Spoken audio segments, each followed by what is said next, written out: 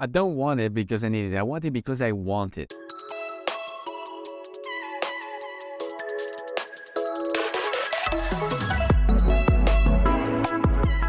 Hello everybody, welcome back to the channel. Thomas Love here from beautiful Vancouver, British Columbia, and today I'm giving you my 2 cents about the Leica M11 Monochrom that has been announced last week.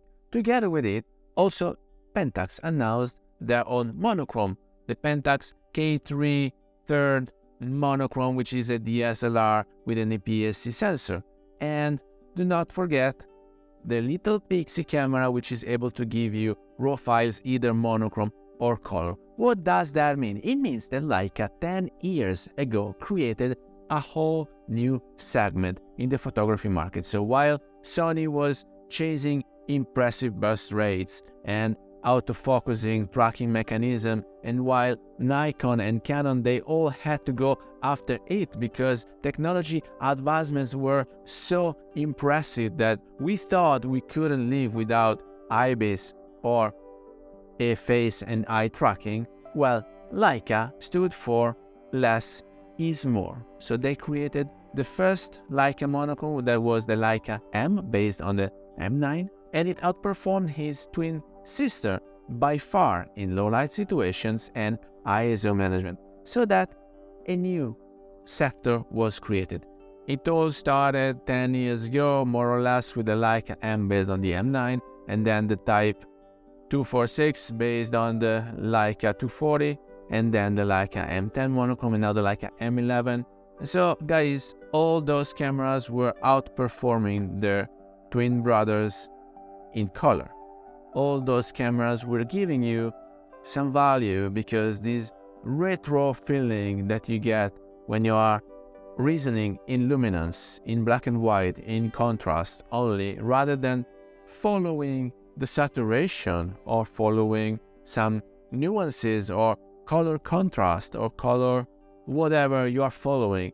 So now the focus in your photography, the real attention is to the situation you are portraying. You are playing with light. You are giving luminance a whole new meaning, and trust me, you are not able to do that if you're using your Fuji and you're asking your Fuji to save a black and white JPEG. That's a complete different story. And then we can have a discussion. Is the Leica M11 to be considered a core Leica without brass? Can we live with aluminum instead? I think so. Can the Leica M11 be considered a real Leica M without a base plate? Can we live without it? I think so too, because now we're having in exchange a bigger 1800 mAh battery, so you will never remain out of juice.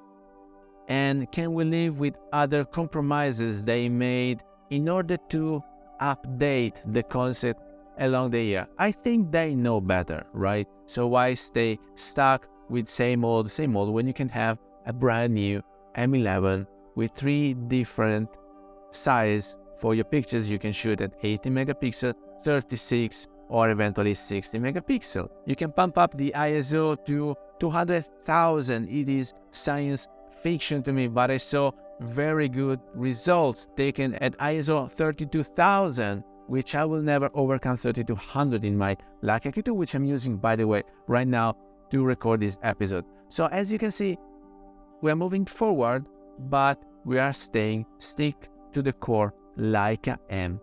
Glasses, mount, size, experience. We still don't have weather sealing, right?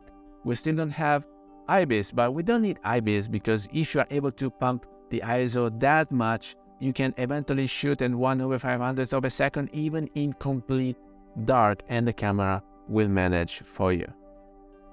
So guys, what am I saying here is that one of those precious M11 monochrome might be ours if we have enough money set aside, and if we are giving it enough in exchange, because you're getting a lot out of this camera, but will you be ready to take the challenge? This camera might outperform not its glasses. We have a brand new 50mm Summilux aspherical APO glass, so it will never outperform the glasses. It will outperform the photographers. So are we ready to take the challenge? Are we advanced enough to bear a Leica M11 monochrome?